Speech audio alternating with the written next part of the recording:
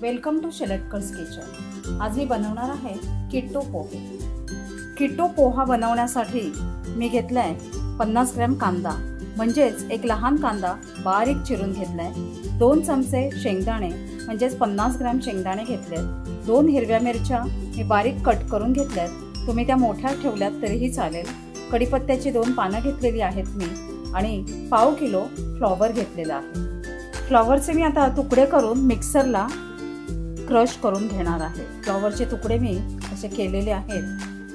आता मिक्सरला अगदी 1 मिनिटासाठी मी क्रश करून घेते। दाणेदार मी असा फ्लॉवर क्रश करून घेतलेला आहे।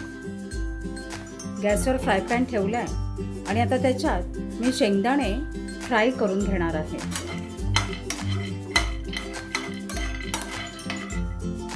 जर कोणी किटो डाएट फॉलो करत असतील त्यांनी हे पोहे नक्कीच करून बघा।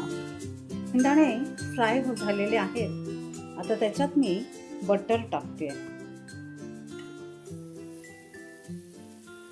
1 ते 2 चमचे मी बटर घेते। तुम्ही तूप घ्या किंवा ऑलिव्ह ऑइल घेतलं तरी देखील चालेल।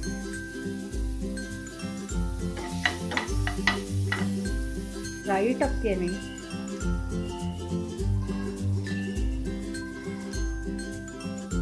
जिरं,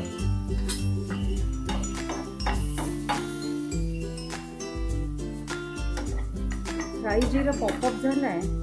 आता त्याच्यात मिरच्या टाकते।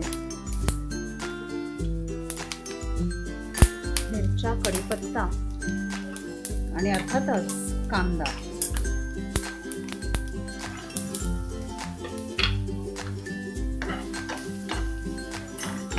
थोडीशी हळद टाकते मी। सेंधव मीठ टाकते।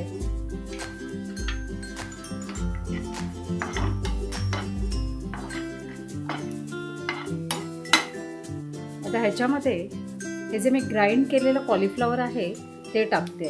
हा कॉलीफ्लॉवर म्हणजेच आपले पोहे आहेत। हे आता कॉलीफ्लॉवर मी सगळं टाकते ह्याच्यात आणि ढवळून घेते।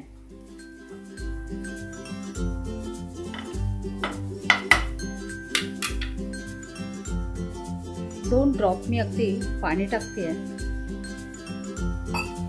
आणि परत एकदा ढवळून घेते। आता 1 ते 2 मिनिटासाठी मी झाकण लावून ठेवते। 2 मिनिटं झाली आहेत। झाकण उघडून बघूया। आपले किट्टू पोहे रेडी झालेले आहेत। तर त्याला आपण सर्विंग बोलमध्ये काढून घेऊया। किट्टू डाएट जे फॉलो करतात त्यांनी हे कॉलीफ्लॉवर किट्टू पोहे नक्कीच करून बघा। किट्टू पोहे